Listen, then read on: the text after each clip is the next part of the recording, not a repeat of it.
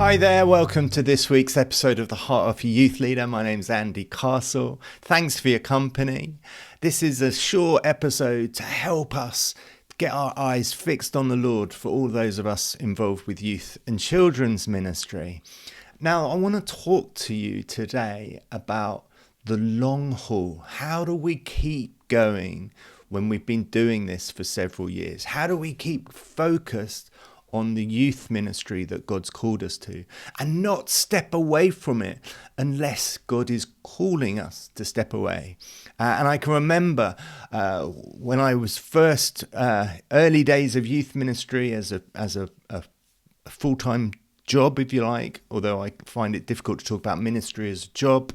I went to a church in Twickenham where a fantastic children's worker was at the church. And when the previous youth worker had left, someone in the church had gone up to the children's worker and said, now the youth worker's going, will you step into the youth work?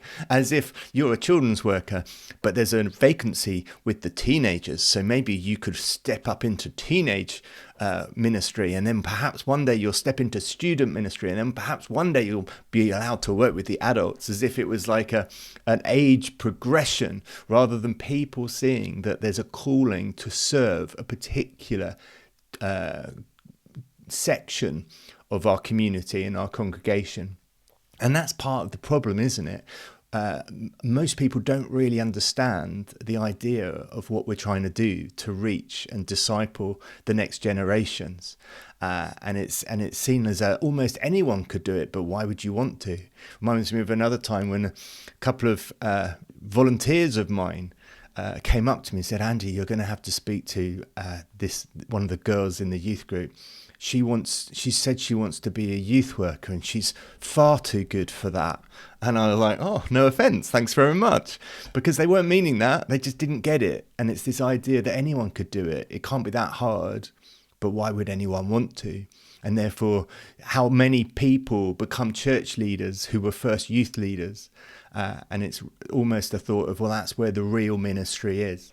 And therefore it can exacerbate our problem, and it can make us as youth ministers feel really lonely or undervalued or underappreciated.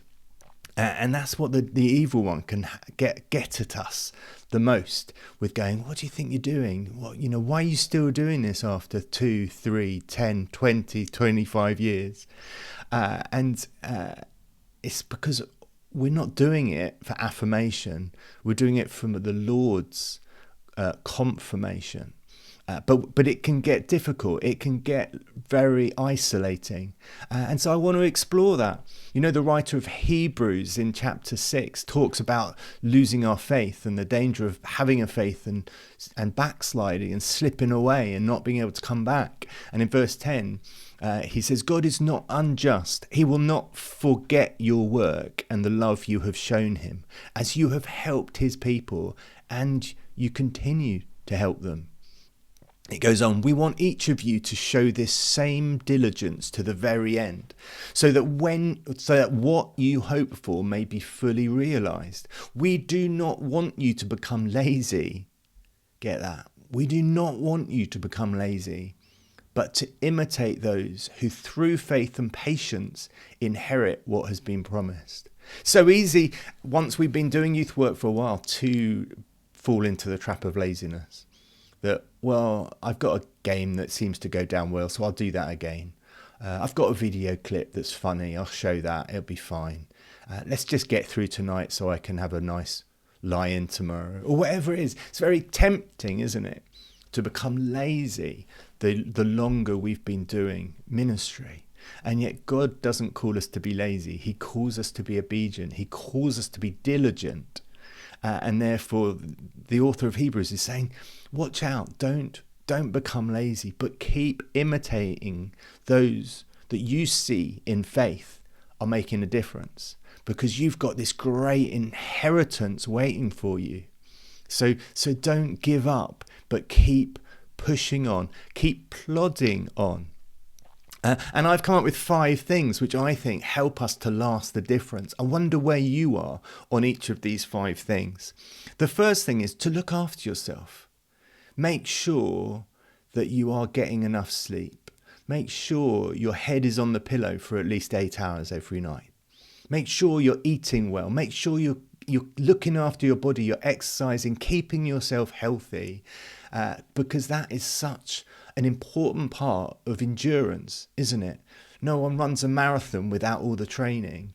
Now, we're not running a marathon, but our ministry can feel like the relentlessness of a marathon sometimes. So we need to make sure we're sustaining ourselves, we're looking after ourselves.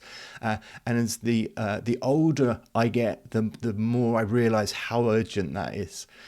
When we're younger, we kind of can not look after ourselves and mistreat our bodies in terms of going to bed really late or getting up really early or eating too much or whatever it is. Watching too much TV rather than going for a run or whatever. And as you get older and your body starts to show the signs of what you have or haven't done, you're like, oh no, I've got to grasp that. So to look after yourself, it sustains you for what God has in store for you.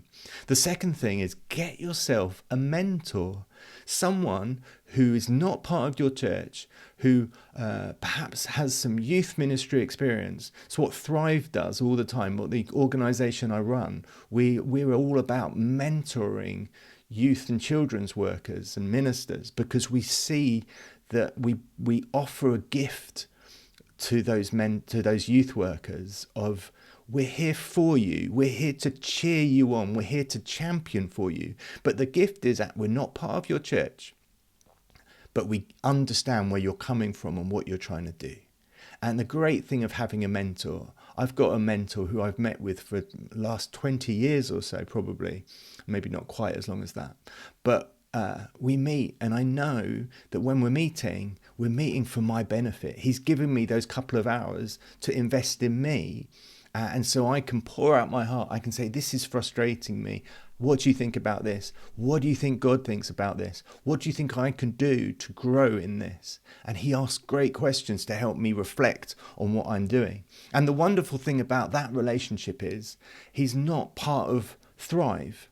So I can say things to him that I might not commit to, but I can wrestle them around, throw them around between us a bit to decide whether it's a good thing or not. And same I see with those that I mentor, that they can say, Andy, I thought about doing this, what do you think? Now, if they'd said that to their church leader, the church leader will either probably go, fantastic, I want it done by Wednesday, or go, that's a terrible idea, don't you ever do that, without really thinking the consequences through. Whereas with your mentor, they're not going to make you do anything. They're not going to hold you committed to anything, but they might go, so at the end, so what do you want to do about it? So get yourself a mentor. And because youth ministry can be so isolating, can be so lonely, having a mentor, someone who understands what you're doing, someone who gets youth ministry, who can support you, is crucial. But then thirdly, so is community. You know, youth ministry is an anti-social hours kind of role. It all happens in the evenings or at the weekends because that's when young people are around. So it can be quite lonely. Get yourself a community, get yourself some people that you hang out with, that you have fun with, that you laugh with, that you can just be yourself with. Fourthly, check in on your walk with the Lord. What is your daily walk with? These Heart of a Leader, Youth Leader podcast episodes is all for that reason of helping you in your weekly cycle to make sure you're checking in with the Lord. And I hope that they encourage you to take what I talk about and just to pray over it with the Lord. But you know, as the Hebrews says, that we need to imitate those who through faith and patience inherit what has been promised. We only do that by walking with the Lord.